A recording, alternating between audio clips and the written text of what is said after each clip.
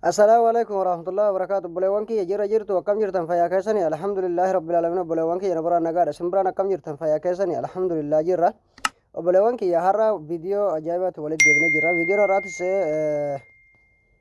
زيني فري أكا عجيبة سنيف دلقة يجرى أبي زيني فري سنيف دلقة ونسنيك أبدا دفع. بلوانكي يا وروني جديد دفتن سبسكرايب قولون نت دبلمون دقتنا نسنينجا ورون سنا جلا جرتني سلايكي nuuf gochuu hin dagatina obboleewwan kiyya viidiyoo kana share gootanii akka namoonni hedduun irraa fayyadaman godhus hin dagatinaadha. Ayyaa obboleewwan kiyya gabaabamatti aappiin isin agarsiisu isa kana jechuudha. Aappiin isa kana aappii kana telegiraam kee jala isiniif hin kaa'a jechuudha. Aappiin kun akka ajaa'ibaa kanatti isiniif dalage jechaadha. Zeeniif firiidha. Warri moobaayilii qabdanis 3960 irratti isiniif dalaga. Ayyaa obboleewwan kiyya viidiyoo kana keessatti aappii bakkeen argannu jechaan keessaniin oolu aappii telegiraama kiyya jala isiniif hin kaa'a.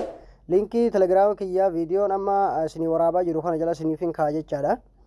Hayyee obboleewwan kiyya linkii san tuxxanii buufatuu hin dagatinaan isiniin jaa telegiraama seentaniiti.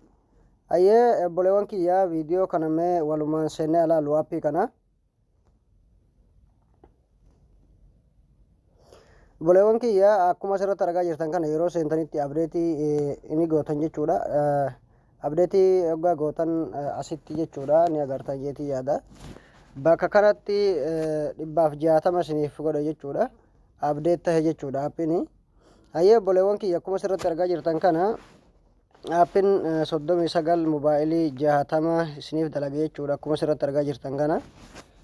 Zeenii tokko qofa qaba jechuudha. Zeenii irra kaa'attanii isa olaanuu asumarra dhiiftanii biraa deemtan jechuudha. Hayyee obboleewwan kiyya aappii kana mee dalaguu fi dalaguu dhabuu isaadhaa walumaan haa ilaallu. Aappii biraatiin jalaa cufa.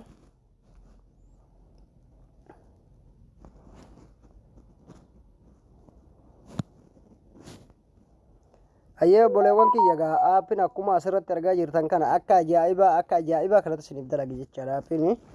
Obboleewwan kiyya akkuma arguu jirtan kana jechuudha aappiin koonnektii tahee jira jechuudha.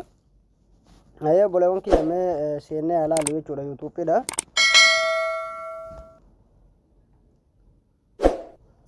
Akkuma asirratti argaa jirtan kana gaa obboleewwan kiyya aappiin akka ajaa'ibaa kanatti isiniif dalaga jechuudha. Illeen dhibaa'u akkuma asirratti argaa jirtan kana.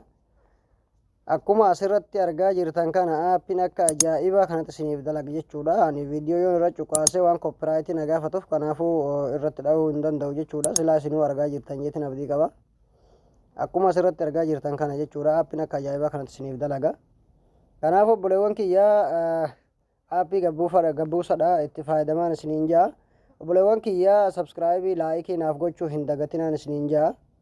Hayyee obboleewwan kiyya aga viidiyoo biraatti walitti deebinutti assalaamu alaikum warahmatullaahi wabarakaatu.